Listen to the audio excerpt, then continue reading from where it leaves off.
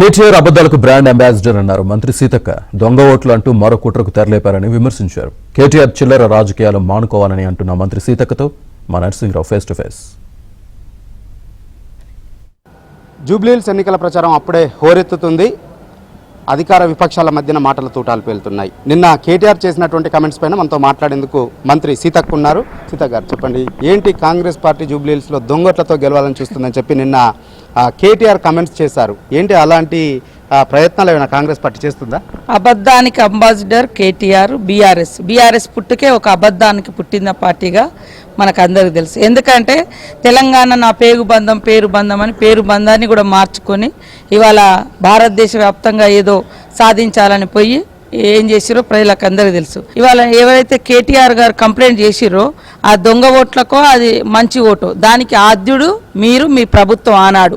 నిన్న మీరు కంప్లైంట్ చేయగానే మరి సంబంధించిన అధికారి వాస్తవాలను బయటికి తీస్తే 2023 ఎన్నికలలో వాళ్ళు ఓట్లు వేసారు, 2024 ఎంపీ ఎన్నికలలో కూడా వేసారు.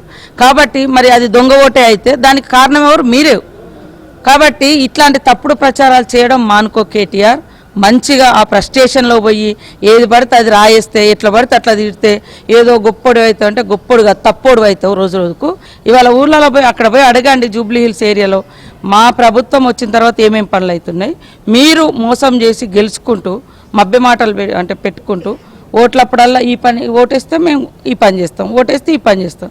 ఇవాళ నువ్వు కట్టించిన 10 ఏళ్ళలో ఎన్ని ఇండ్లు ఉన్నాయి, మేము కట్టించిన ఇండ్లు ఎన్నో మేము సవాల్ చేస్తున్నాం. బయటికి రా, ఎన్ని ఇండ్లు కట్టినావు చూపించు. ఆ కొంచెం అక్కడక్కడ పునాదులు వేసినా కూడా వాటర్లల్లో, చెరువుల కాడ అక్కడిక్కడ కట్టేసారు. ఆ పేదోళ్ళు ఉంటే మునుగని ఏదనని అది ఎక్కడ కూడా పనికి రాకుండా పోయింది. బిల్లులు కూడా ఇవ్వలేదు, నాశనం చేసి పడేసారు. ఈరోజు మా ప్రభుత్వం 1.5 ఇయర్లో 4.5 లక్షలకు పైగా ఇల్లులు ఇచ్చినటువంటి చరిత్ర అద్భుతంగా కనబడుతున్నాయి.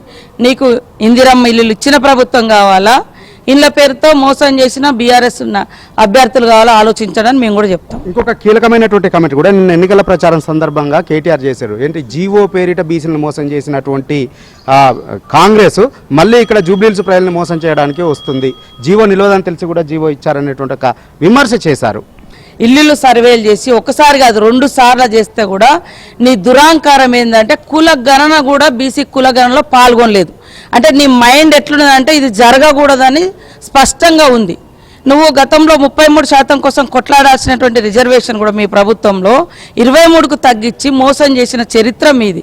కాబట్టి ఈరోజు మేము ఎట్లా బీసీలకు న్యాయం జరుగుతుందని ఆలోచించుకుంటా డెడికేటెడ్ కమిటీ వేసినాం, కులగణన చేసినాం, అసెంబ్లీలో బిల్లులు పెట్టినాం, అసెంబ్లీ బిల్లు మరి పంపించి దాదాపుగా 4-5 నెలలు అవుతుంది. ఆ బిల్లులు అక్కడే పెండింగ్ ఉన్నాయి. మరి ఆ కేంద్రం మీద ఒత్తిడి చేయకుండా మమ్మల్ని మోసమనడం అనేది ఎంత దుర్మార్గము. నువ్వు అసెంబ్లీలో ఉన్నావు కదా, నువ్వు కూడా మాట్లాడినావు కదా, మరి ఇది మేము మద్దతు ఇవ్వమని ఎందుకన్నా పైకేమో మద్దతు ఇచ్చినట్టు చేస్తాను, వెనక నుంచేమో ఎట్లుంటే నోట్ల బెల్లం పెట్టి నెత్తి మీద కొట్టినట్టుగా వాళ్ళు లోపల సంబరాలు చేసుకుంటారు. అబ్బాయి జరగద్దు అని సంబరాలు చేసుకుంటారు. ఎందుకంటే వాళ్ళు గతంలో ఏదైతే సీట్లు ఉన్నాయో అవి కూడా బీసీలకు రాకుండా వాళ్ళు మోసం చేసిన చరిత్ర వాళ్ళది. అన్ని పదవులు వాళ్ళ కుటుంబాలు తీసుకున్న చరిత్ర వాళ్ళది. Okay, right. ఫైనల్ గా చెప్పండి, మీ కాన్స్టిట్యున్సీలో అసలు ఆసియాలోనే అతిపెద్ద పండుగ అయినటువంటి మేడారం జాతర పనుల విషయంలో ఒక పెద్ద ఎత్తున విమర్శలు, వివాదాలు చెలరేగుతూ ఉన్నాయి. అసలు మంత్రుల మధ్యనే విభేదాలు పొడుచుపోయి ఆ పనుల విషయంలో అనేటువంటి ఒక విస్తృతమైనటువంటి ప్రచారం అయితే జరుగుతుంది. నిన్న స్వయంగా మీరు అక్కడికి సమీక్ష కోసం వెళ్ళినప్పుడు మీ సహచర మంత్రి ఆ జిల్లాకు చెందినటువంటి కొండా సురేఖ రాలేదు. దీనిపైన కూడా తీవ్రమైనటువంటి చర్చన అయితే జరుగుతూ ఉంది. ఏంది అసలు ఈ వివాదానికి కారణం ఏంటి? ఆ వివాదం సమసిపోయినట్లేనా? అసలు ఏం సమస్య లేదు. సురేఖక్క ఎక్కడ బయట మాట్లాడలేదు. సరే, ఆమెకి ఏమన్నా సమస్య ఉన్నా కూడా మేము కూడా ఎక్కడ మాట్లాడలే, పొంగులేటి గారు కూడా ఎక్కడ మాట్లాడలే. అందరి లక్ష్యం, అందరి ఆశయం జాతర మా కౌంట్ డౌన్ స్టార్ట్ అయింది. తక్కువ రోజులు ఉంది, తొందరగా చేయాలనేటువంటి ఆతృత తప్ప వేరే ఎవ్వరం కూడా ఆవేదన లేదు, వేరే రకమైనటువంటి ఆలోచన లేదు. ఈ గుడి నిర్మాణం అర్జెంటుగా చేయాలన్నా, ఎందుకంటే అది దేవుడి కోసం కట్టేది. 200-300 ఏళ్ళు ఉండాలని వాళ్ళు కలగంటున్నారు ముఖ్యమంత్రి గారు. నేనైతే 1000 ఏళ్ళు ఉండాలని నేను కలగంటున్నా. సో దీని విషయంలో చాలా ఆచితూచి జాగ్రత్తగా మంచి క్వాలిటీ, మంచి స్టాండర్డ్గా ఉండాలనే ఉద్దేశంతో నడుస్తుంది.